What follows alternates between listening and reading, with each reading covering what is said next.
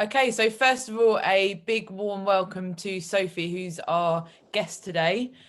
Sophie's going to be sharing her journey with us as a competitor, but also we're going to be looking at her aspirations of going from the bikini category up to figure. So a really awesome chance for Steff and I to share our own experience with you guys, but also delving into learning a bit more about the different categories available to female competitors. So lots to talk about. Now, how are you doing, girls? Really good. Really good, thank you. Yeah, all good. So Steff, what can we expect from you today? Lots of advice about posing and categories and what the judges are looking for? Yeah, absolutely. I'm going to delve into that side of things and kind of give a bit of an overview of what's to be expected from a bikini competitor. And then as Sophie kind of talks to us about her transition to the figure division, what that looks like and how that affects your posing as well. And there's lots of things within that. So yeah, I'll be delving into that today. Cool. So I guess the best place to start is, how did you get into competing in the first place, Soph? And what have you done so far? So talk us through your first season and how that went and where you're heading. Yeah, so I got into it really when I met my partner. He has already been doing a bit of bodybuilding in the past, and he said, you'd be really good at it. And I was like, I could never do anything like that. And I always used to admire this girl that was in my first gym that I ever went to. At the time, I had absolutely no idea what I was doing. And I kind of wanted to do bodybuilding, and I totally looked up to her and what she was doing. And she was getting ready for a competition, and it was really tough for her. And I was just like, oh my God, like I could never do that. And then I met him and he was like, you know what, you'd be really good at it. And I was like, are you sure? So we had literally had the shortest off season ever. I mean, I've been training for a while, but with bad eating habits and all sorts of different things, it's never been ever been structured, and my food's never been good enough to be able to build anything substantial. So he was like, right, okay, we'll sort out your food, we'll sort out your training. And then within 6 months I'd started prep. So I had a really, really short off season, so I trained really hard and tried to put on as much as I possibly could in that short amount of time, and then started getting ready for the show. And that's when I met lovely Sarah. So we met, I think, at a posing little thing that they did that was like associated with the show that we were both doing. Briefly we met there, and then I think we started talking about the makeup artist, and that's what started things off. And then she was really my rock throughout the whole day, because I was absolutely terrified of mostly falling over on the stage, of there was going to be thousands of people there, well, not thousands, but quite a few hundred people there, and that I knew loads of people that were coming to watch, and I'd never ever done anything like that ever. So she kind of held my hand, and luckily we were number 17 and 18, so we got to pretty much stay together the entire time when we were on the stage. So that was amazing. And I went into the show with absolutely no expectations whatsoever. I just wanted to be able to say, I've been through this experience, I've managed to get on stage. That was something that I never thought I could ever do, and I've done it, and that's a box ticked. Like, no expectations of getting a placing or anything, especially when the lineup started to come out and there was loads of girls. The category was massive. Did not expect it whatsoever. So to rock away with third place was insane, like literally insane. Yeah, and then it sort of just blossomed from there, really. So then me and Sarah kind of became best friends, and we've been supporting each other through our little journey. And I was planning on competing last year, but with all the lockdowns and everything, it was so up and down with all the shows and stuff that it just kind of became, you know what, we'll just take this year off and just focus on trying to build with what we can, and then go from there, really. So yeah, everyone can relate to that as well. Like Steff and I do our sort of COVID-19 coping strategies talk, because it's, as competitors, it's just such an uncertain time. And Steff working with people as a coach as well, I can imagine you're getting so many people that are just like, I don't know what to do. You know, do you start a prep and hope that there's a show, or what do you do if there's no show? Like, you know, as we've said before, getting stage lean, it's not an easy thing to do. So then if, you know, you're heading for that date and then it's like, I heard of shows last year being postponed for like 2 months, and it's like, if you found that out a week before your show, I mean, I don't know if you had any experience with competitors having that, Steff. Yeah, I mean, I had quite a large team come through for the shows last year, and of course, it's near on a year now that we've been in this predicament. And so for the majority of them, we had, for some of them, 3 or 4 date moves. For one of them, she was a week out, and then her poor daughter got COVID, and we had to completely change her plans very quickly because she could no longer do that show. Yeah. 90% of my guys managed to come through with managing with a lot more support. I'd say that my coaching style kind of had to change quite dramatically from not just being the coach who's kind of giving the performance for the training aspect and the actual getting you to stage contest prep aspect, but actually the mentoring side of it, the support, the emotional support that they needed during that time. And so for me, similar to some of the things we said on the coping strategies podcast, the one before, was managing expectations and giving them the understanding that although the stage date may move, more time in our world in bodybuilding is a good thing for a start, because more time you get better shape. But also looking at it as a challenge, not just physically. You know, bodybuilding is a challenge that you physically put yourself through and you decide to do that.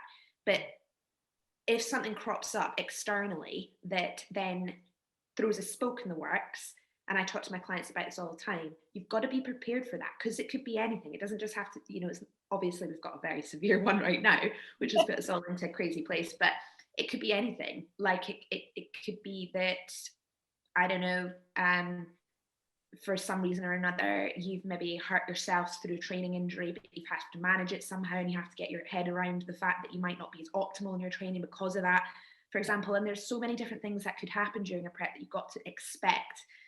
It might not just be plain sailing. So a lot of it was really about managing expectations, saying you still can, despite the fact that dates have moved. And there was so much more in that, which I could go on about forever, but I won't bore you right now. Hopefully that's a little bit just now on that one.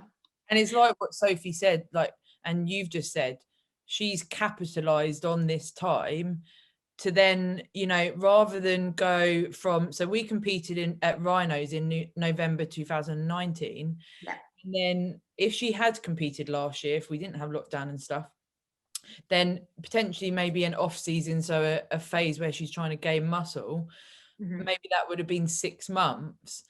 Then she might have competed in bikini again, but deep down she wants figure. And to now be able to utilize potentially like an 18-month off season, I mean, you yourself can appreciate that because you've come through the ranks of figure, is, you know, a massive silver lining to all of what's happened last year. So for Soph to come through from bikini to figure is, you know, ideal. The time is so beneficial for you to grow, but it's interesting we're talking about this, because I was chatting away to one of my figure clients this morning about how, because she came to me not wanting to prep for figure, wanting to build, and she had been one of these competitors that had competed for a few years back to back, but is just not seeing that progression in the rate of her physique. For us girls to build solid muscle, you need that time away from the stage to really focus on creating the look for the figure division. And that's where it kind of changes from the bikini division to the figure division. You're focusing on that sort of tighter defined look, you're focusing on a V taper, you're focusing on creating dimension to the shape, and the posing isn't as you're not using the posing as much to twist and contort your physique. You're having to kind of stand straight on or straight facing the back and say, here I am, here's my dimensions. So you're not able to do as much of the flexing of the kind of neatening up the waist and twisting as much. So you have to do that work in the gym to get those dimensions straight on. Isn't it? Yeah. I guess when it's like we sort of said before, people that haven't competed before and they're looking at it, it might be that, you know, it's either you think it's bikini or women's bodybuilding. But actually there's figure in between and so much more now. Like, it's unbelievable how many categories. I mean, some shows go on to 11, 12 o'clock at night, and they start at 10 in the morning, don't they? Yeah, I mean, that's it. I kind of go like, if you're looking at a spectrum of female classes, you've got bikini, which has got a myriad of classes, short, tall, you know, all these different exactly, right? And you've got the more new division, which came in the 2019 sort of NPC IFBB side of things, the wellness division, which is like a hybrid between bikini coming into figure with a thicker look, a more kind of muscular look, but then you're contorting still in the bikini shapes, if you know what I mean. And then you've got figure, and potentially could argue you've also got fitness before figure, because fitness is there for the girl who's more athletic and shapely, but then can do all of the crazy more athletic stunts with it if you're looking at, again, IFBB level. Then into figure, then into women's physique, that's another division, and then bodybuilding. So you've got like this huge spectrum of female looks that I think until you kind of get further into it, you don't realize are there. So yeah. So Sophie, what's your main reason for going to figure? Is it just that you've seen people compete in figure and you think, I really want to do that? Or is there other motivations? Yeah, I've always loved the figure look. Like, I absolutely love it. It's kind of like on stage, like, here I am, here's what I've built, but it's still really feminine at the same time. Whereas when you start moving up to sort of physique level, that's when it starts becoming, you're much bigger and you are sort of on the edge of getting towards that like bodybuilder stage. Whereas figures like a really nice in between of, it's not bikini and as petite, because I think with bikini as well, you have to have a certain kind of body shape. Like, they do like kind of like the like elegant long kind of limbs, which obviously you can create with your posing, but they really love that within bikini. And then, but if you naturally aren't like that, that's when you can kind of slot into the other ones. Even if it's wellness, like the wellness girls have incredible legs, like incredible legs, but then at the same time they can get away with kind of the more sassy kind of like posing that comes with bikini. So I mean, it's just totally what your body sort of fits into, really, and what you like and what you're willing to work towards. Yeah, because like I said earlier, you know, sort of potentially 18 months or more for you for a muscle building phase. How have you found that going from, because obviously when you get to stage condition, when it's bikini, you're tiny, and then going into off season's hard anyway, as we all can appreciate. How did you find it that you were potentially going to gain, you know, 10 plus kilos rather than it being more like staying, like we said, Steph, 6 to 8 kilos might be the sweet spot for an off season. But if you're going to move up a class, then, you know, Soph was looking at sort of 10 kilos and beyond. How was that mentally for you? I think it's been okay. I look back at some of my pictures from when I was at my absolute heaviest over the summer, and kind of I was like, oh, like I saw some back the other day, and I was like, oh, like but at the time I wasn't uncomfortable with how I looked. Like, I was just happy with that I was getting heavier and bigger and stronger. So my focus hasn't really been to kind of what I look like in the mirror. Like, if it's off season, I don't really care at the minute. I kind of just want to be pushing better numbers, want my performance to be better. Everything is better in your off season. You sleep, the amount of food that you eat, everything is so much better. And I'm almost at 20 kilos up from stage weight, so so that's quite a big jump. But it's like it felt good. It's like a grey area, isn't it, of and I'm sure you find that working with people, Steph, like how much is too much in an off season? Yeah, I've got a kind of a bit of a thing about this in the industry, and this kind of term bulking, if you like, is something I really shy away from. And I think everybody's very different in terms of their frame and where they're coming from. So from a bikini to a figure competitor, I absolutely agree. There's probably a slightly larger surplus that the physique needs to be in to be able to grow, definitely. But I think there is a potential misunderstanding of how much fat the body has to have, or how much of a surplus the body needs in order to gain good muscle tissue in a structured program. So for me, whenever I'm kind of looking at bringing my clients into an off-season mode where the main aim is, of course, building hypertrophy, building good tissue, is ensuring that the majority of the food you're taking in is going to go to the performance of the training, not just for the sake of eating for calories. Do you know what I mean? Eating for additional food. So it's a fine line between getting enough in the system to, yes, have a bit more body fat so that joints are healthy, your sleep's good, hormones are back up to, really good function, etc., all of that. But at the same time, not having to go so far the other way that when you come back to actually getting in shape, you've not got tons and tons and tons to lose. And the other thing as well that I think is really important there is you need to have a gauge of growth. And if you are too heavy in terms of you've got too much body fat at the same time as pushing up, it's very difficult for the visual eye, unless you've got somebody looking at you all the time, to know what proportion of that is really good solid growth in terms of muscle tissue and what actually is fat. And you won't know that until you strip that back a little bit. So for me, making sure you've got a decent body composition whilst growing is the perfect scenario, but it's very difficult to do. And it's like seeing Soph as well go through that. I think because she got so tiny for the rhinos when we competed.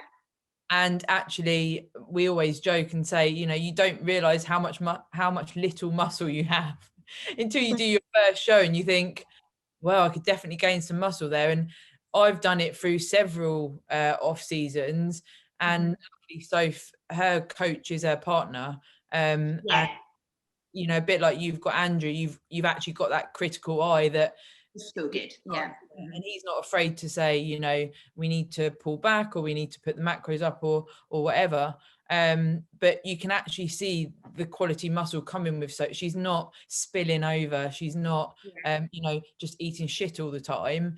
It's a constructive off season. It's really good to see. It's refreshing because like you touched on there, you come across so much of this sort of, I'm going to eat in a surplus for the sake of eating in a surplus. Yeah, there's like a kind of it's almost like a trendy way of doing an off season, like, oh, I'm bulking. But what does that actually mean? And I often talk to people about this, like, ask your coach, what does bulking mean? Like, why are you bulking? And what is the bulk? Is it, I'm just loading you full of calories so you're not hungry all the time? Is it the fact that you have got a structured bulk which is going in tandem with the training? What is it? Because it's kind of one of those terms that gets tossed around, and if you're not careful, suddenly you can be at a very high end weight and not comfortable, and things aren't really moving properly, and it can be detrimental to your performance in the gym. Like, you'll start to feel sluggish, your central nervous system will be down, you won't be as cardiovascularly fit, so you actually can't get your top set because you're blowing, you know what I mean? Like, there's so many different things that are involved in that, so it's just being really careful about what that means and making sure you're properly. There's a very fine line between too much and too little. It totally is. Where you've sort of said, I'm going to pull back a little bit and then go again, and with all this COVID going on and lockdowns and stuff, it's like, when are you going to be able to compete? And we've had this conversation about, you want to go into figure, but like you said, Steff, how do you know if you're appropriate for figure till you do a stage prep again?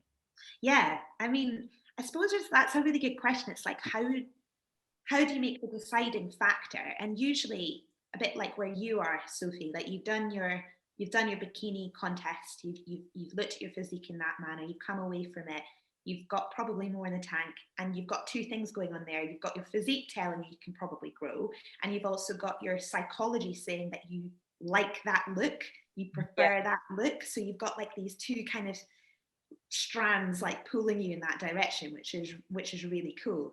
And I think like if you're a naturally smaller if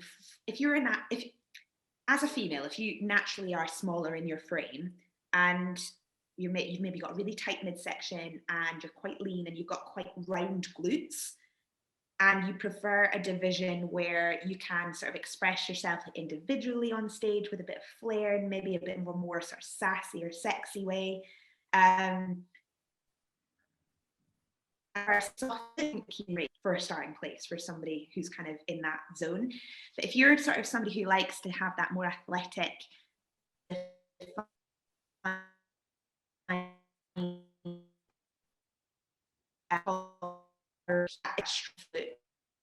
tight defined muscle, and you like that style visually and fit, it's such a nice figure there. You have toes, you have more traits with so you can get smaller or bigger.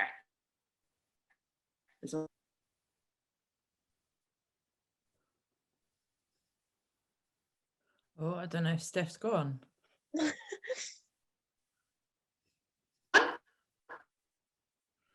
Steph, where have you gone?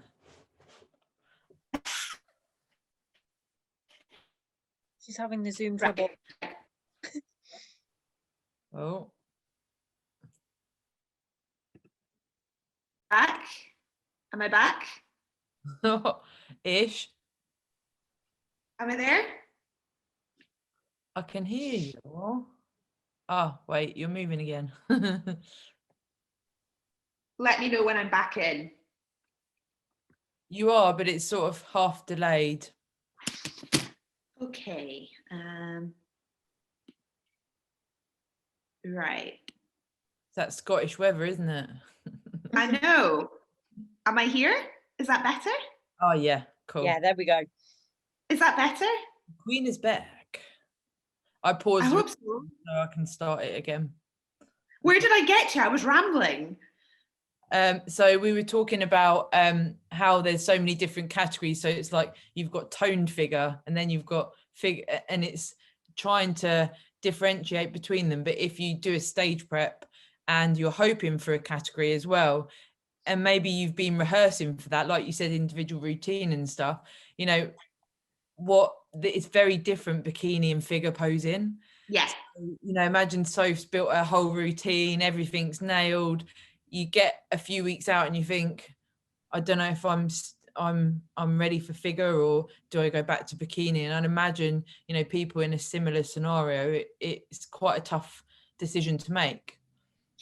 Yeah, I mean, totally. Like, to give you an example as well, like I had a client who we'd been working on through her off season for figure. And really, really lovely look, has built some nice tissue on her frame, but slow progression rate. And that's a whole other conversation, but some of us girls can put it on like that, some of us can't. Yeah. And it's she was really doing nicely through her off season, but as we started to take it off, I just couldn't help but feel like she was actually going to be a lot more competitive in the bikini class. Yeah. And it was hard because I kind of had to say to her, like, I want to see you pose in figure and I want to see you pose in bikini, and I'm going to give you my honest opinion. And as we started to come down and she was posing more and more, I just had to say to her, you know, that she'd be doing her physique a disservice at that point by not going into open bikini, because she was really on point. She had fuller glutes, she was neater in the waist, she had that lovely little taper, but it wasn't enough for figure at that point. Yeah. And she went on into UKDFBA and ended up taking the bikini win for that class. And it was just one of those kind of really, really interesting ones where her rate of progression just wasn't quite enough to make the transition yet. But she was so glad that when she brought it down, how much better her physique looked for bikini. So yeah, this is where that kind of visual eye and knowing what's looking for from a judging perspective and what the physique should look like at different stages helps make sure that you're going to be as competitive as you can be. Yeah, because again, it's different federations, isn't it? Do you know, have you decided yet, Soph, what sort of federation you're going to go with, or are you still? I literally have no idea. I think it's going to be one of those kind of like suck it and see moments of when we come down, what am I looking like at a point now? And then make a decision from there, because figure it is only the eventual goal. If I've got a, and the more you keep prepping, the better your look gets anyway. And it's so beneficial to be able to come down on prep for then your next off season, because I found the rebound effect was amazing, like absolutely amazing, and literally built like straight away. And then I think it can get trickier the longer your off season goes. It gets trickier, so I'll be definitely ready to come back down and then just kind of see how it goes, and then just kind of gauge from there, really, whether it would be toned, whether it would be, I don't think I'm quite ready yet for like athletic figure, but whether it would be toned figure to kind of give me a bit of a taste, or whether, you know, this is a much better look and I can stick with that bikini and the posing that I've already practiced for hours and hours and hours, and maybe have a little bit more confidence in that. Yeah. And then just go from there. So when you went from after the show, did you keep your training the same when you went into thinking you wanted to gear things towards figure? Did you just get back in a surplus and focus the energy? Yeah, we jumped up quite quickly from kind of, I think my lowest I only ever got to was about 1,200 calories. So I was lucky that I didn't have to go down too horrendously low. So we jumped up quite quick, but my body responded amazingly. And I mean, the 2 weeks when you come out of after the competition, when you're really full but still lean at the same time, you're like, oh God, I feel amazing. And I think I gained 10 kg literally within maybe like 3 weeks. Wow. So it was ridiculous. But training literally stayed the same, just mentality of get stronger. I think that's why I was able to do that competition after just such a short amount of time, because I've always got the mentality of 100% or nothing. When I go in to train, it's always absolute, I'm trying as hard as I possibly can. So that was exactly the same as when I came out after the competition. I got straight back to it and have just been trying to progress those lifts, get stronger, train smarter, and just try and get better and better and better with that. And it's been a really nice focus, rather than thinking, oh, what's my physique looking like? I've just been taking it back and just enjoying actually training, because that's what I loved initially about bodybuilding, was the actual training. Like, training isn't a chore, like just to get an end goal of a physique. Like, I absolutely love the training side of it already. So just being able to do a competition is kind of like a side bonus. Like, the physique you get is sort of a side bonus, really. So yeah, it's pretty much stayed the same, of intensity up and just trying to get stronger and stronger and stronger. Yeah, because that mentality as well, I'm sure you agree, Steph, you have to be so careful with that, not taking over where you want to do 100% all the time. And we've spoken, Soph, about when you've had injuries come up and stuff like that. We're both guilty, I guess, of being hard on ourselves to think that you've always got to give 100%. If you're scheduled to do legs twice, upper body 3 times, and you've hurt your leg and you can't do legs for a week, suddenly you're in this like, well, oh, my muscles all, I don't know what to do. And you start chopping and changing things to facilitate having an injury in a negative way if you go 1,000,000% all the time. And it's like you said, learning from experience and going through prep after prep. That's certainly something I'd say my journey has helped me learn, that there's a fine line with going too far into it, but wanting to pull back and still give 100%, but just be smart and be careful with your approach. Definitely be smart, rather than just, I think people get too caught up with being totally, absolutely everything's got to be maximum effort, and you've got to do loads of sets and loads of reps. And people think that always more is better, and it's not always. And it's important to take rest and to look after your body and do the other things that you like as well, that make you happy, not just training. That's really, really important. And like we've always said, you know, with things like doing your food prep and all the things you need to put into it, you know, we said before we started the video today, you know, things like disordered eating and, you know, becoming very obsessive when you're in a prep, especially that tail end, maybe 6 to 8 weeks out. I said before, you know, I've always been quite neurotic at that stage, and that's something that I'm learning to deal with as I move forward. But certainly if you're in your first prep, you almost come away from what you enjoyed, you know, like the training becomes so much harder. And it's almost like an effort to just get to the gym sometimes, in the sake of, you know, sometimes you can hardly move your legs because you're into a deficit and everything else. And it's those times that perhaps people don't appreciate when you're looking at it. I want to get shredded. It's not quite what it looks like on Instagram sometimes. And, you know, it is the truth of the sport. You know, when you do get truly stage lean, it's another level. You know, and we can all appreciate from competing ourselves, and Steff working with people, you know, the most random of things come up, and it's things like, as females, losing your period, not sleeping, which you mentioned there, Soph, you know, being obsessive, coming away from social situations, all of those things that they do play a part. And it's, you know, it's dealing with that and being able to, especially with COVID and everything going on and people going into preps at this time of year. 'Cause, I mean, there's still hopes for a show at the end of March. I think Two Bros are still Yeah, going. they've still got theirs prepared for that. So we'll wait and see what happens with that one. And it seems that they're quite adamant that that will go ahead. And that's like in, you know, 6 weeks time, isn't it? Yeah. So it's certainly, it's trying to, I guess, learn from those experiences and realize that anything you're trying to master, and if it's something that you do want to do, you know, multiple times, like Soph's hoping to do, and like we have already done, Steff, there's so many lessons to be learned, and it's trying to nourish that rather than think you should know everything. Everything has to be to the letter, like you said, Soph, you know, hitting your macros and things like that. There is slight leeways. The more and more you get into it, you realize, oh, I could go 5 grams over my carbs today, and then I could go 5 grams under tomorrow. Brilliant. Rather than every day thinking it needs to be exact to the letter, because life's not linear, is it? I mean, I don't know how you approach. Yeah, definitely not.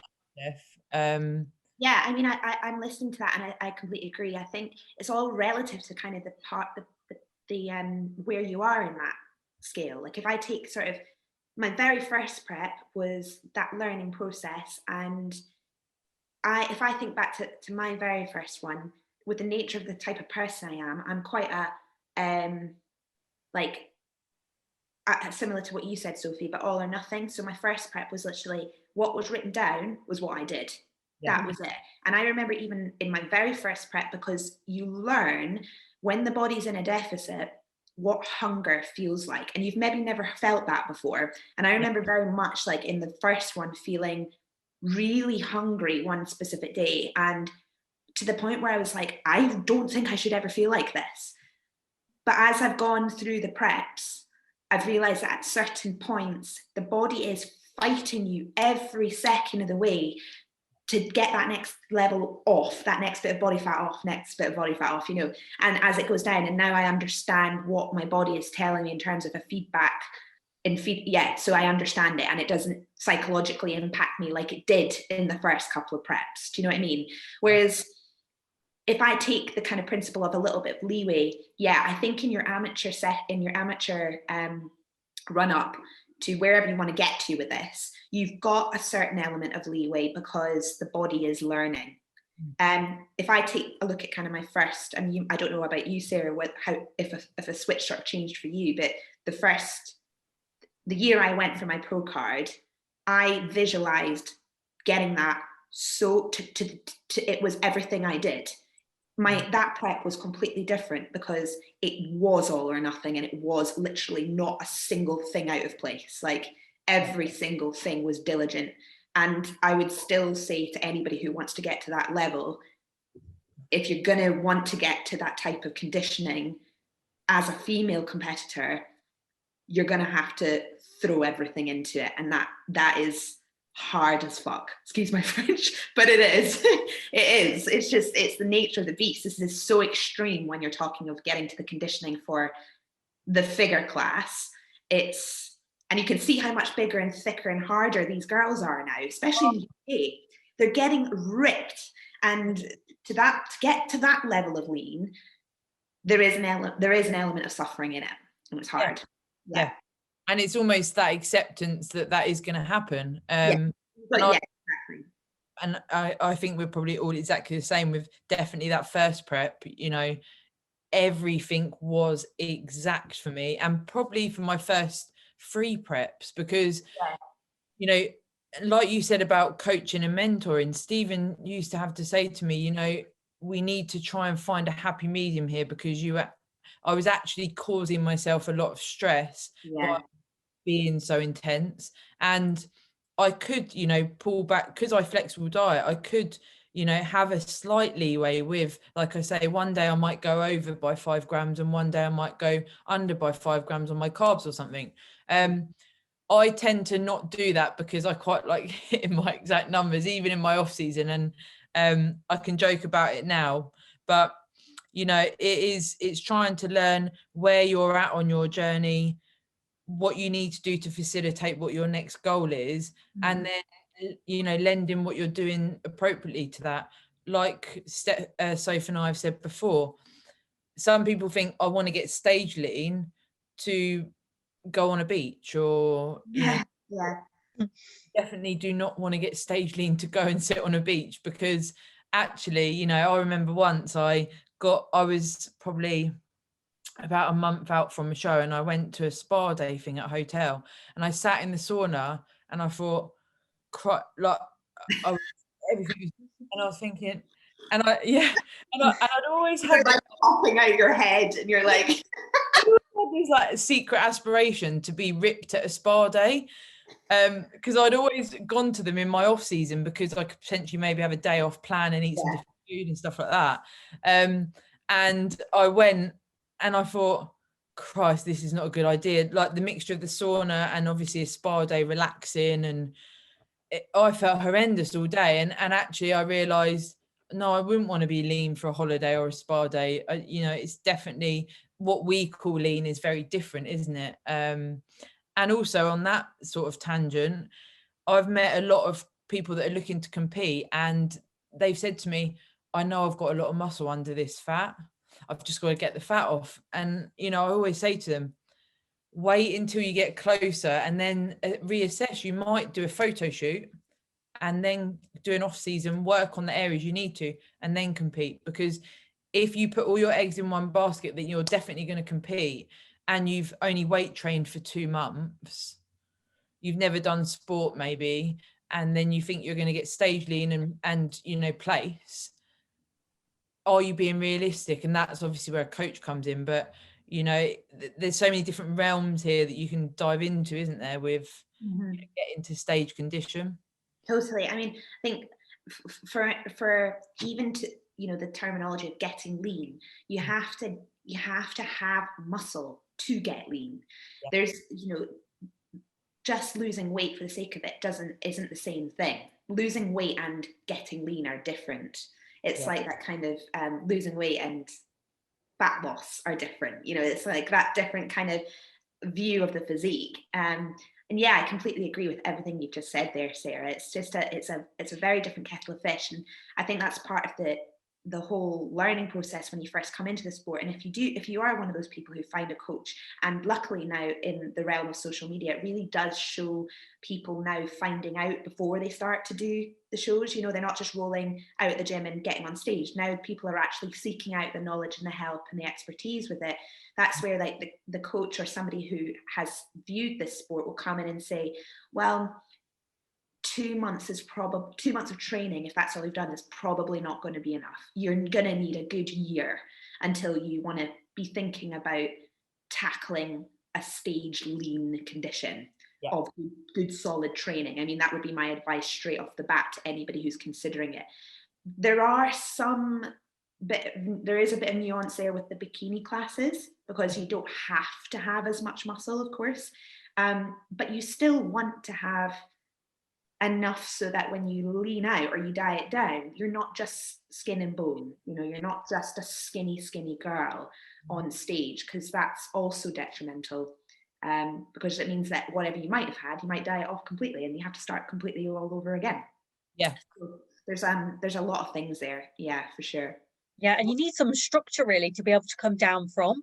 I think people have a bit of a misconception of, you know, they've got no structure with their eating habits, especially like, oh, they'll just pick up like maybe 2 meals a day or whatever, and then think they'll be able to diet down. But it doesn't really work like that. You've got to have some kind of structured calories to be able to come back down from, because otherwise you're going to leave yourself with nothing whatsoever. But that was where a coach comes in and is really helpful. But for people that think maybe they could like help, like do it themselves, they've got to have some kind of structure to be able to come back down from. Otherwise, if they're already doing loads of cardio, loads of steps, and not eating very much, then it's just not going to be able to work, or you're going to put yourself in a horrible position and get down to eating dust and doing loads and loads of output, and then you leave yourself in all sorts of messed up places because your head gets messed up in that kind of process along the way. Yeah, absolutely. Did you find, so coming from just sort of enjoying the gym going into a stage prep, that there was big changes, or was it quite a natural? Definitely the eating had to, that was my main thing. And I learned a lot more about training as I went on through my first little tiny off season. I learned a lot more about training and what it was to actually push myself, because I was kind of just dabbling and I had an okay shape, but there wasn't really anything there. Like if I'd have dieted down straight away, there would have been nothing. I would have been skin and bones. So I needed at least a little bit of time to be able to learn, and to be able to learn about that I wasn't eating enough. Like I was just about scraping 2,000 calories, and at the end I was eating like 3,200, I think was the maximum before I started to come back down again. So I managed to get that up while maintaining a good level of body composition. I'm quite lucky that my body takes on quite a lot of calories, which can also be a bit of a double-edged sword, because it means in off season you've got to eat loads. That's equally as uncomfortable as dieting down. Yeah. So yeah, I definitely had to have more structure in order to be able to come back, rather than just being like, oh, I'll just pick this up and I'll just pick that up from the shop and just eat that. Whereas then I started actually making sure that I've got the right meals with me every single day. I mean, especially in your off season, you don't, especially if you're just getting into it, you don't need to be super strict all the time.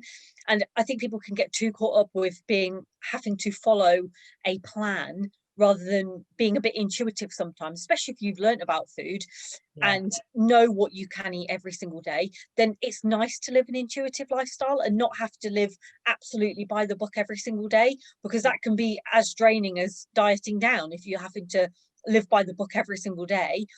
And it's so good, I found, for my mentality about it, to be able to be intuitive with my eating, rather than being like, oh, I've got the pressure of got to track things today, I've got the pressure of I've got to tick all these things off my list. Whereas now I've been training and eating right for a while, I know what I should be eating anyway. And once you get into that habit, it's so nice just to be able to be like, oh, I know that I can have this and I can have that, and not really have to think about it. You just kind of pick up things as the day goes along and not be obsessed with what is going in, which you do kind of have to get a level of obsessed when you do come back down again. So it's nice in your off season to be able to be a little bit more relaxed with it, rather than be like, oh my God, I've got to completely focus every single minute of every single day and make sure every single box is ticked. Because in off season, you can just enjoy yourself a little bit. And unless bodybuilding is absolutely your life and you know that you want to dedicate every single thing to the sport, then there's no need. Like when you're 80 years old, you're not going to think, oh, I can't believe I missed that workout, or I didn't eat that meal that day. Like you need sort of like a level of a balance, really. If you just want to have a little dabble in it, if you're going to get serious and you want to go for a pro card or something, then yeah, you've got to knuckle down and focus. But if you're just kind of getting into it, I think especially on Instagram, you can see people that are so hardcore all the time. They never have an off-plan meal and they do this, and every single day I tick the box, that you can get a bit pressured by that. Like I look at that and think, oh my God, I don't do that every day. Like, does that mean that I'm never going to be successful in it? And it doesn't mean that. Like, you can be intuitive and still be able to progress. It might take a little bit longer, but if you're enjoying the journey, then why not?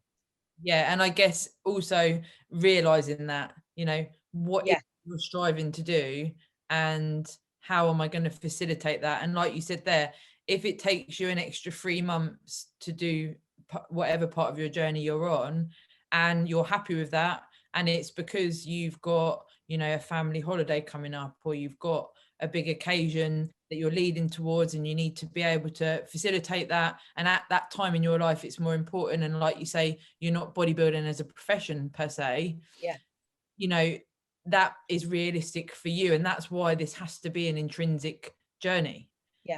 It's bespoke to you. I mean, what would you say the biggest contributors were to you coming through that, feeling the need to be exact and then being able to be more intuitive? I think I get too easily influenced by what I see online and seeing other people that are 110% every single minute of every single day. And then you feel so pressured, like, oh God, I don't do that. So like, if I don't do that, then I'm not going to be like how they are. But then you've just got to kind of realize, well, actually, am I enjoying my life as it is right now? Then I shouldn't feel pressured by that. I should just enjoy what I'm doing and take it as I am, rather than what other people are doing. And so I think like a big turning point with that, like, can you remember why you suddenly were able to switch that on its head? I think, well, last year I decided not to eat meat anymore. So that was a bit of a challenge, really, being a bodybuilder, because I ate so much meat on prep. It was ridiculous. I literally was eating steak every single day.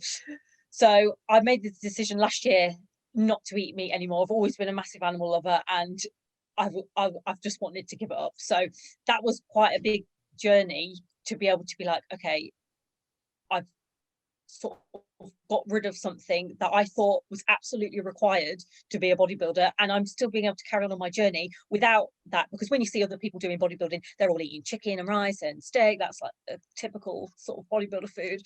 And then to not do that, I was thinking, oh my God, like, am I still going to be able to do this? And it's taken a while, but I've completely figured it out. And from there, I've kind of had a bit of a new perspective of, oh, well, you don't have to conform to what everybody else is doing in order to still be able to progress in your own way. Yeah. And I get, Steph, do you have many vegan clients? I guess that has its own complexities, and you're yet to do a prep with, you know, as a vegan, so it must be Well, what's amazing is I've actually got about 10 vegan, very popular veganism right now. So very popular, super popular. And I'm just going to put a couple of names down for anyone who's interested in seeing a bodybuilding transformation of somebody who's totally vegan. Go and check out my client, Melanie, Mission Melanie is her name on Instagram, and Nicole Third. There are two of my clients at the moment who are vegan bodybuilders, both who have gone through competition prep phases or body transformations. And you can just have a look at that as a visual representation of how it's absolutely possible on a vegan diet to get in pinnacle bodybuilding shape. But it, like you say, Sophie, I mean, it poses its own set of challenges, because with, of course, a vegan diet, the main concern is making sure that the protein intake is up there without having a lot of additional fiber and carbohydrate and things in there as well. So you have to kind of work around the balance. And one of the things Andrew and I do, we actually buy all of the vegan produce and taste it and eat it ourselves every now and again, so that we actually know what it tastes like, so that when we give out our bodybuilding diets with vegan foods in them, we know they actually taste good. Because the worst thing is saying, like, yeah, go eat this, and it's just horrible, you know what I mean? So some of the protein powders are horrendous. Yeah. Absolutely horrendous. I got oh my God, I got given some, and they were like, I really hate this, it made my porridge turn green, do you want to try it? And I was like, oh yeah. And I smelt it, it was meant to be like banana caramel flavor, and I put it in my porridge, and I probably had 2 mouthfuls and was like, what is this? Tastes like grass. That's it. And I mean, it's all about that. It's like, I think if you're a good coach, you can bring anybody with any specific dietary requirement into shape, but you've got to learn about their diet. You've got to do their diet as well. Like, I've actually experimented doing different kinds of diets for clients so that I know it kind of works, or at least I know that what I'm writing out is going to be a nice blend that they're going to enjoy. So there's all of that, definitely. But I think that you've just said so many really important things, Sophie, about how social media, particularly at the moment as well, can impact like our understanding of what's working hard enough or what's doing enough to become, you know, the competitive bodybuilder. And I think, you know, when you were just saying that there, I was thinking some of the things you said about having balance in your off season is very important. I completely agree with that. And knowing that if you are, you know, 90% doing your journey and you've got your own plan and it's very intrinsic to you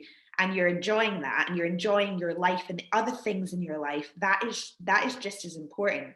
Like, online, we only see snippets of what people want us to see. And if you are that high level competitive bodybuilder, the only thing they're going to show you is that high level bodybuilding competitor. Do you know what I mean? They're not going to show you all the other areas of your life.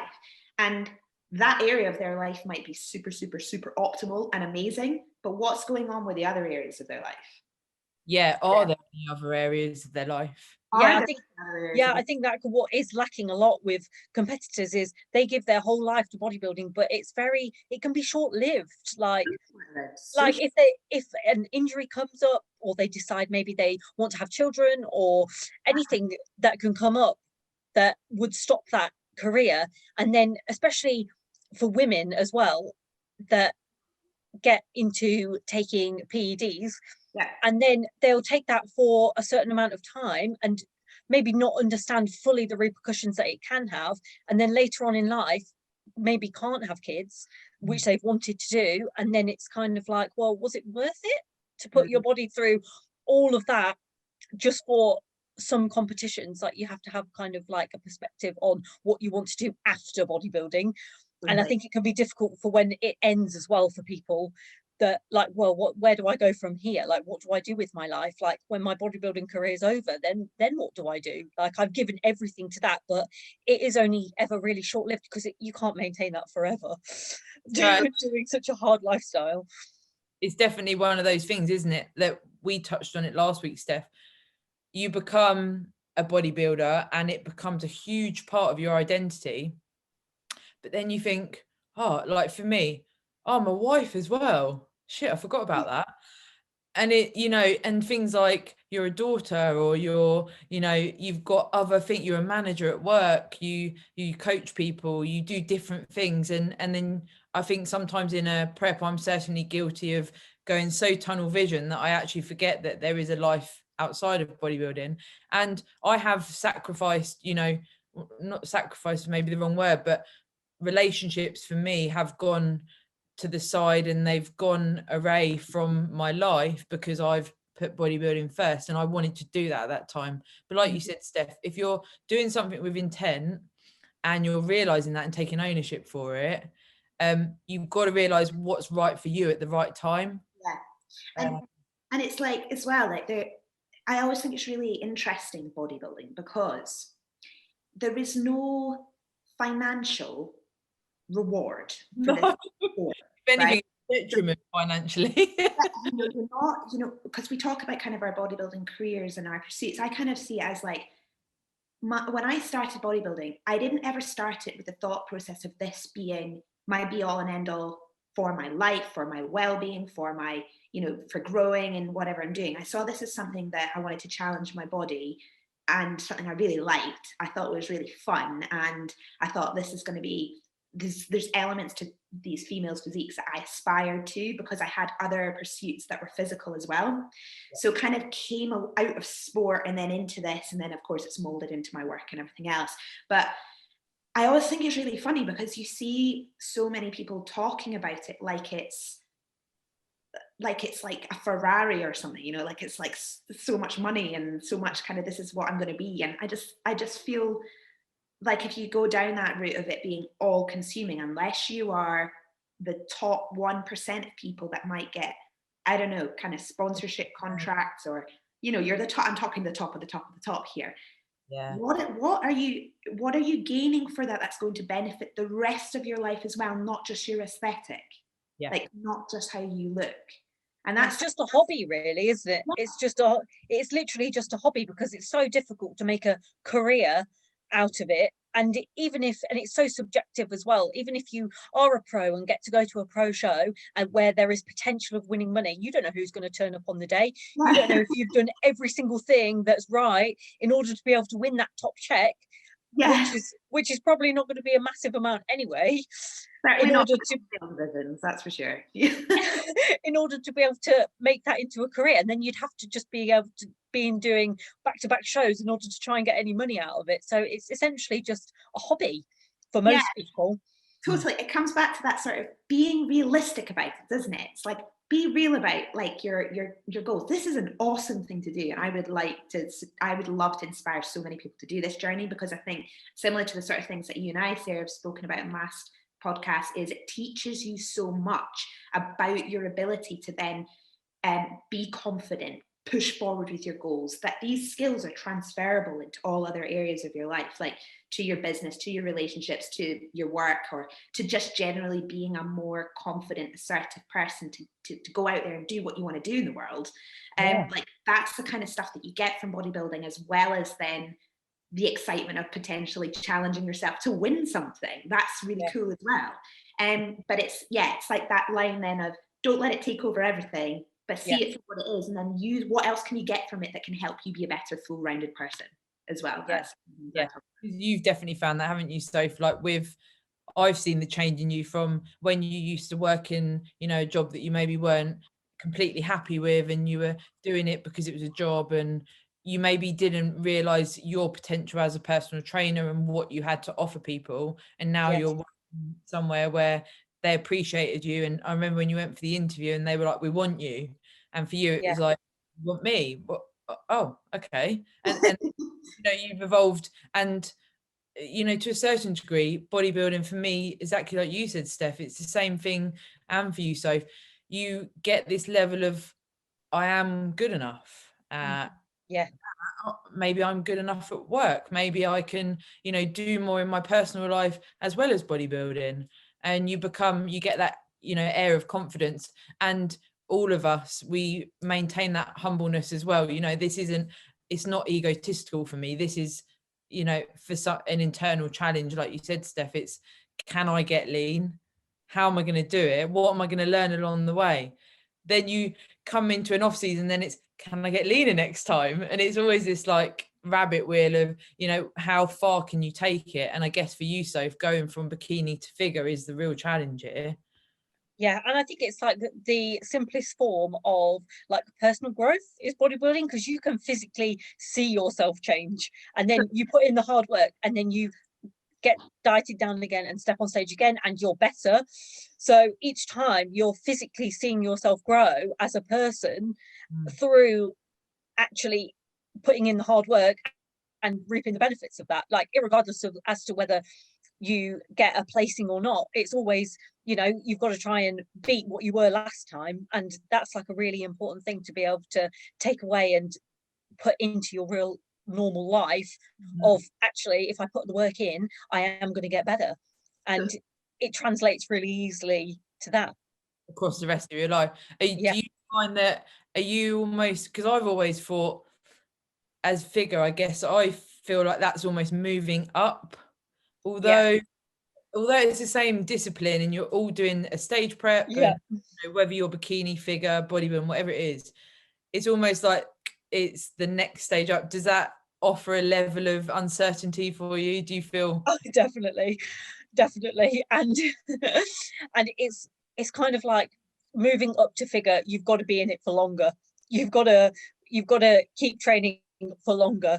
Like, I only trained for like 6 months to be able to do a bikini competition, but now I know that I'm in for kind of like another few years of actually doing that cycle of getting better, dieting down, getting better, dieting down. So then to try and pursue that goal, I know that I've got to kind of commit myself to a lot longer kind of slog, but just enjoy the process at the same time. What do you see as the biggest challenge going into figure?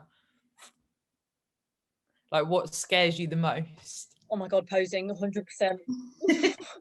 And an individual routine. Oh my God, definitely. Why does it scare you so much, Sophie? Like, what are you worrying about?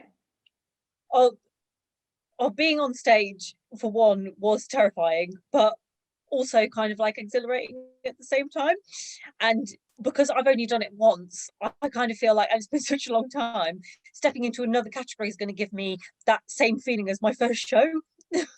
Because you're kind of stepping up to a whole different ball game that you don't know what to expect when you step into that. So it's always that kind of like uncertainty of, oh my God, who's going to be there? Like, what am I going to do? It's kind of like starting it all afresh again, moving up into another category. Steff, what would you say the biggest differences are from the bikini category as a whole and then figure, for people that are sort of, I guess anyone listening thinking, what category would I fit? What would be your sort of biggest bit of advice, apart from, I guess, looking at the different federations and the criteria? Yeah, I mean, that's the obvious first one, is every federation has its own understanding of what the rules and criteria want.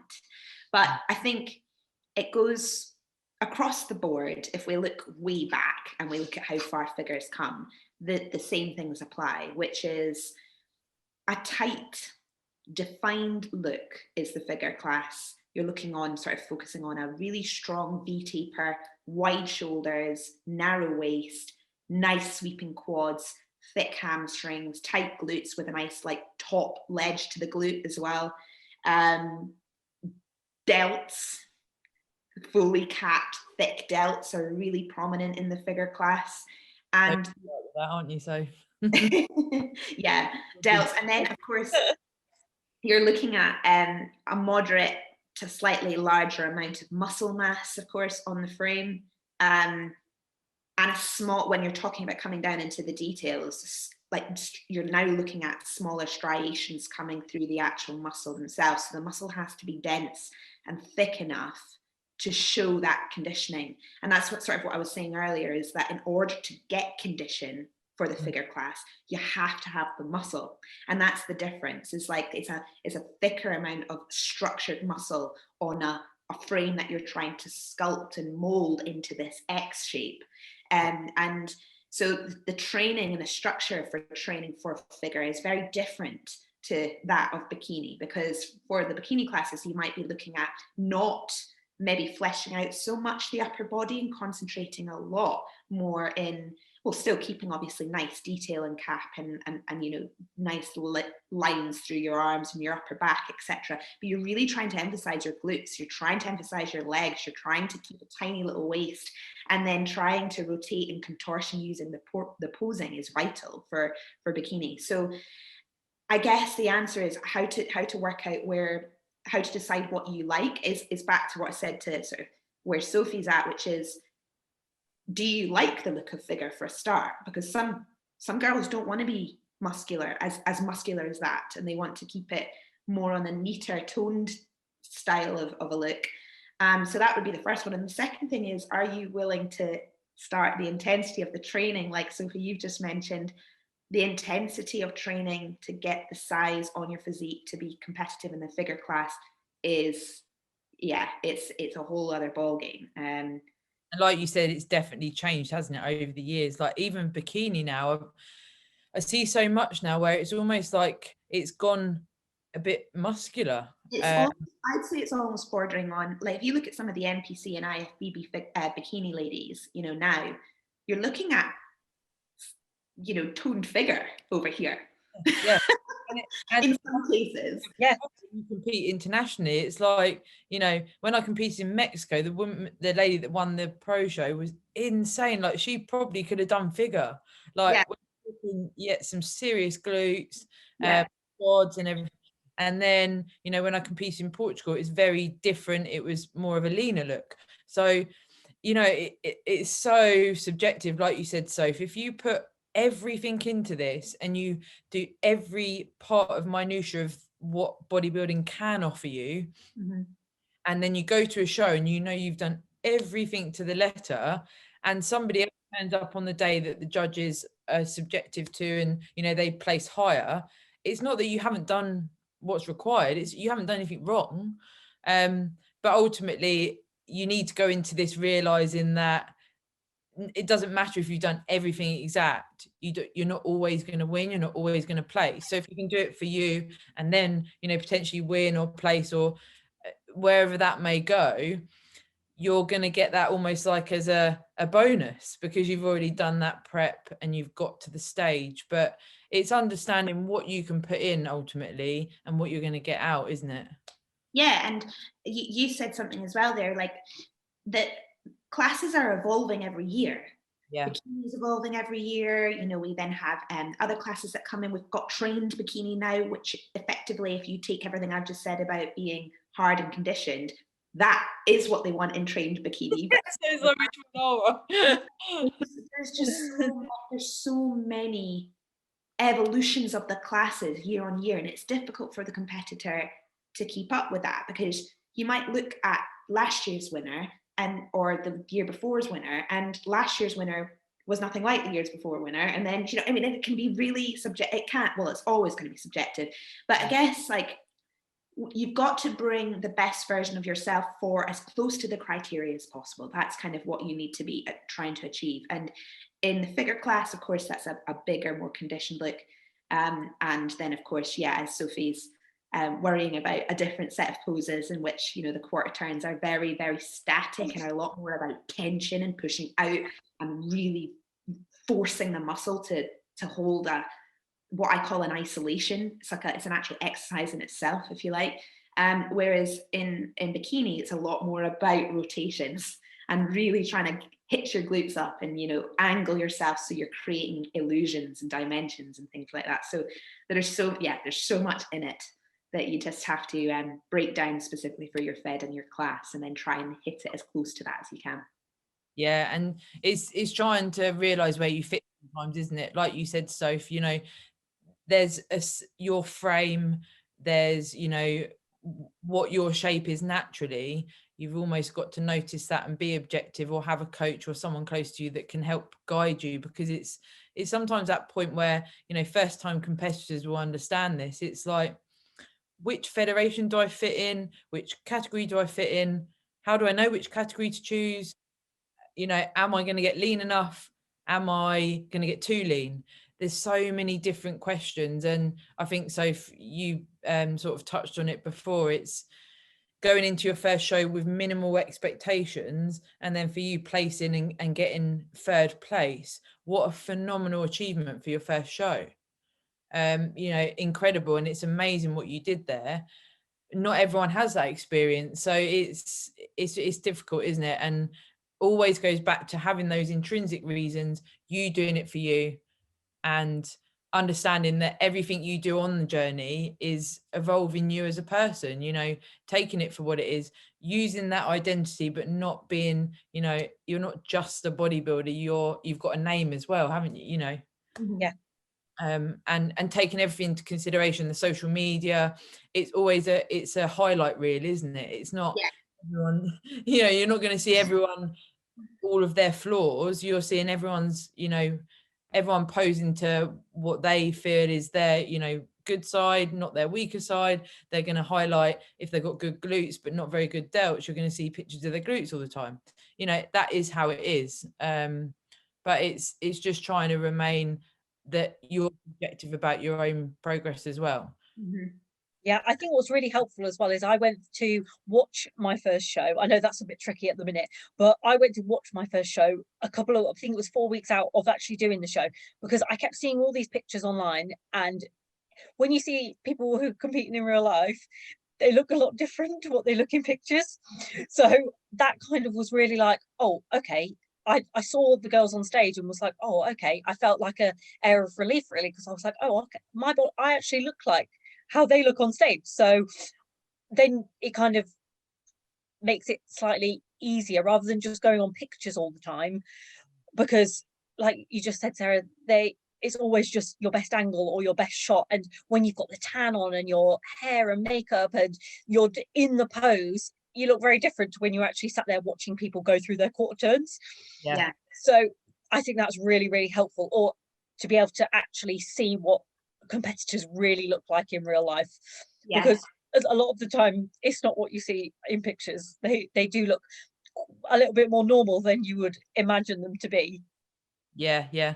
What would your biggest bit of advice be to someone, if someone's listening and they're thinking about competing, what would your number one bit of advice be? So Give it a bloody go. What have you got to lose? get stuck in. Get stuck in, and make sure that you've got a good coach that absolutely understands you and your needs, and that you have a good connection with.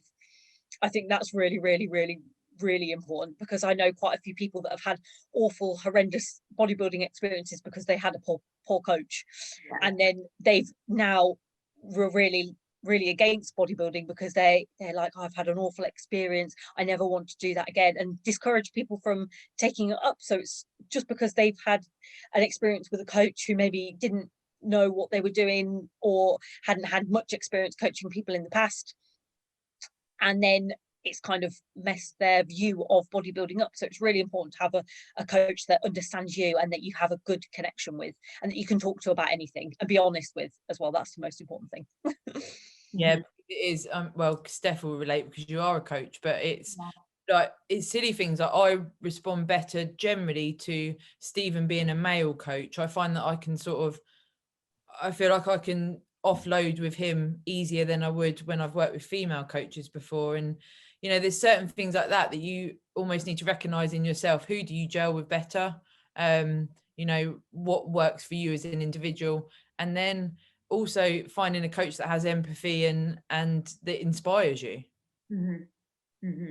And I'm sure you do a great job at that, Steff, because of your own accolades in the sport. I mean, you can't get much more motivational than your coach being, you know, a professional athlete and coming from amateur to pro. It speaks volumes, doesn't it? You know, if someone's got a natural interest in our sport, it really does help, rather than, like we say on Instagram and stuff, when you see these before and afters, but the coaches never maybe prepped themselves, or, you know, had anything really to do with it. They're just getting people lean off the bat, and you know, not much empathy going on there. So it's like you say, Sophie, it's so important, but it's also very hard to find a good coach. Yeah, and I was going to say as well, like, and it's super kind, like you saying that about, you know, your coach being an athlete themselves, but equally, the flip side of that is sometimes if somebody's a really amazing bodybuilder that you follow or whatever, doesn't necessarily translate into being a good coach as well. That's another thing to mention, because I kind of talk about this, like, I like my clients to feel like I walk the walk and talk the talk. That's my whole mythology of the education and learning that I've put in. I've always coached myself. I've got myself to where I want to be, but I'm a teacher at the end of the day. Like, I like to educate and teach other people to do this. It just so happens that I've, you know, obviously done it within my own body and my own sort of pursuits, but I'm lucky enough to also share my coaching with my partner, who comes at it from a scientific evidence-based point of view. So we've kind of got the best of both worlds, in the sense that we're both applying in the field in terms of our own bodies, but we're actually, he's from a scientific doctor of bodybuilding research background, and I'm from, you know, a strength and conditioning background, and a posing and a dance and a cognitive sort of anatomy background, so I can apply that. So it's kind of, I'm very lucky in that sense, because, you know, when I have an idea, he bounces it off me, I bounce it off him, and he does the same with me, and we work well that way. So yeah, and I tend to find that if a female has a problem in a bodybuilding capacity, I've been there and done it, you know, I've had that issue, so I know how to go about that. Whereas he might find that that's a bit more difficult to deal with, you know, because it's very easy to say it might be this, unless you've actually experienced those psychological effects of certain things. It's quite hard to relate, you know what I mean? Yeah, it's definitely, and it's so much personal preference. Like I said, totally. You know, I work well with Stephen as a male, and it didn't work so well when I worked with a female, but that's me. And then, you know, Sophie's very similar as well, and you've had people at the show before, haven't you, Soph, say, well, I wouldn't be able to be coached by my other half. But actually, you know, you and Tin work really well. He's very objective, and he doesn't say, oh, just have that to eat. You know, he's like, have you done your calories today? Have you done this? Have you done that? This is where we're heading. This, and he, you know, he'll talk about Sophie sometimes like she's almost someone different, and it's not his other half, because he's got that ability to switch between the two. And I'm sure you find that with Andrew. And I'm lucky for Kieran, he can be quite subjective as well. And it's also, when you're that close with a partner, you know, for those people that are working alongside a partner and that's someone that's critiquing them, you have to be careful with that as well. You know, they're not being horrible to you, they're actually trying to help you and, you know, evolve as an athlete. So it's you've got to understand what works for you. Totally. And I think, like, just something I'd thought about when you were talking about figuring out sort of where to go in the sport and how to begin, or what class you should be in, or where, you know, starting, etc. The coach is very important, of course, but I also find that a lot of, and if we're I mean, both guys and females think this, but if we're just concentrating on females here, I often find that if a client comes to me and goes, I have no idea what class I'm in, I don't know whether it's this, I don't know where to start, I will effectively show them the photos of kind of people in either one and say, where do you feel like, genuinely, when you look at that, which one do you feel more like you look like? And as soon as they make that representation, it totally clicks, you know, because I've always been a really athletic girl, right? So bikini was always out of the question for me, because I just have never been that look. So for me, it was very easy to know where I fit quite quickly. For others, until they've got that understanding of things, it's actually more like, well, do you have a more thick shape with like that curvy nature, or are you quite more up and down, or have you got really good backside? You know what I mean? It's like, where are you like coming from? You know, how long you've been training for? Totally, and that as well, yeah. So I think what I'm trying to say in that one is that you have more understanding of yourself than you know, and just look at your shape, look in the mirror and look at your shape, and then think like, well, what do I want that to look like? If I'm going to start this challenge, what do I want to look like? And look at maybe the posing and some of the girls online, or if you can get to a show, etc., all of that. And then you'll feel a little bit more comfortable that you are going into the right place and feel more confident in your decision to take on the challenge. Yeah, which is essentially what you've done, isn't it, Sophie? You're so motivated by figure. You know, it's not rare of us to have a FaceTime and Sophie be like, have you seen this lady? Have you seen this? And, you know, she's so inspired by, you know, when Olympia was on and different things like that. And you can see these physiques, and you just, you know, I see your physique, Steff, and I think phenomenal, you know, like, crazy. Oh, thank you. But it's not my, you know, that's not my, and I'm bikini, and that's, you know, that's.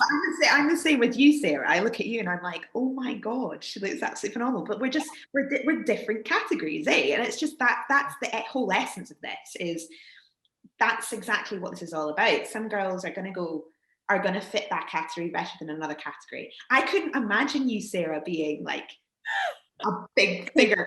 I just couldn't imagine it at all. Whereas, like, both of you have got that frame, and straight away with Soph, when we met and she competed, and then straight after, you literally like, I want to do figure. And I think have a go at the poses as well. I think that can quite easily put you into like a category, because if you have a go at bikini poses and you're just like, you know, I don't suit this at all, then you can maybe think, okay, well, if I give myself a little bit more time, then maybe I could do figure. I think having a go at poses and looking at yourself when you're posed makes such a big difference, and whether you feel comfortable in them poses or not. Totally agree with that. Totally agree with it, because some of it comes down to the nature of your personality as well. Like, I've had some females in the studio, and we'll try out both bikini and figure posing, and I remember one very vividly. She was quite like a kind of a tomboy, if you know what I mean. And she was just straight away, when she went into the bikini poses, she was like, nah, this is not me at all. It does not work. And she just didn't, even though she went into the pose and actually looked quite nice in it, for her, it just didn't fit. It didn't work for her. She didn't feel connected to it. So yeah, I completely agree with that. It's got to be down to sort of what you feel, and if it feels like you know, then you're onto a winner with it, really, normally. Have you started trying figure posing, so? I have, but it's so hard. And it's been so hard because I've been just so lazy with it, just from just being busy with other life, that I tried the other day to try and get into some poses, and I could hold it for like 5 seconds maximum. So hard. So definitely practicing as well in your off season is something that I definitely want to start improving on.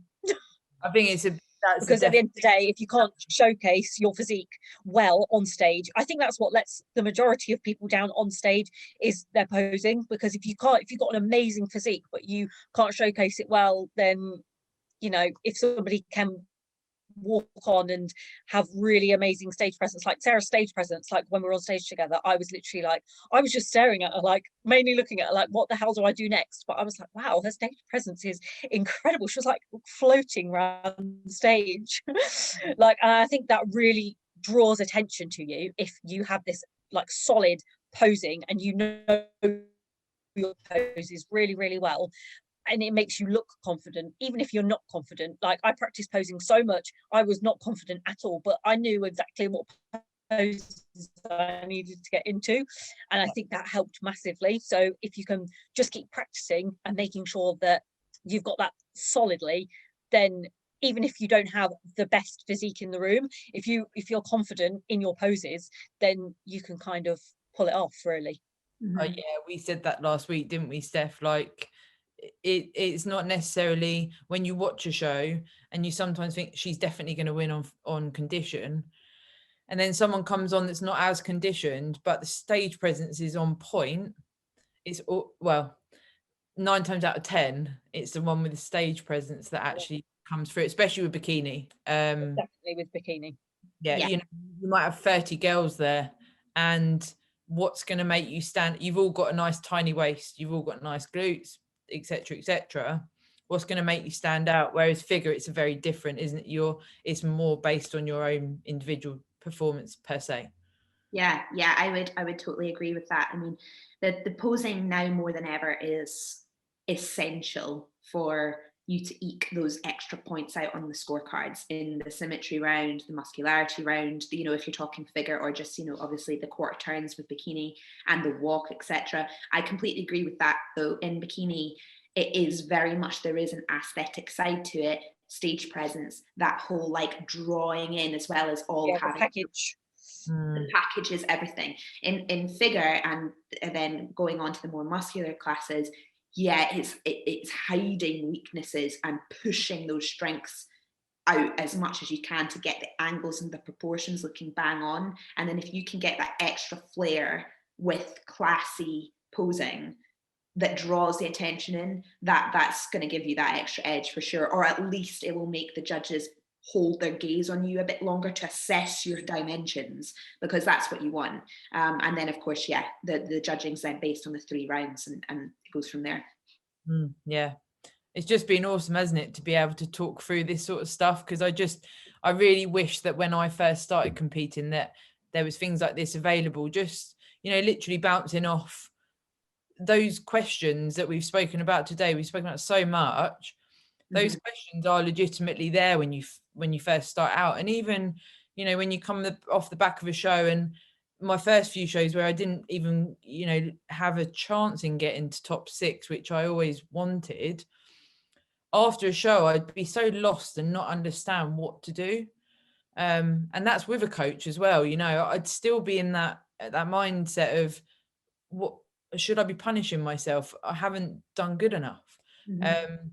And like our collaboration, Steph, just trying to, I guess, get things out in the open for competitors, and whether it's first time or whether you've done this before, and getting Sophie here today, it's just giving that insight into what it feels like to be at that point where it's, what's next for me. Yeah, absolutely.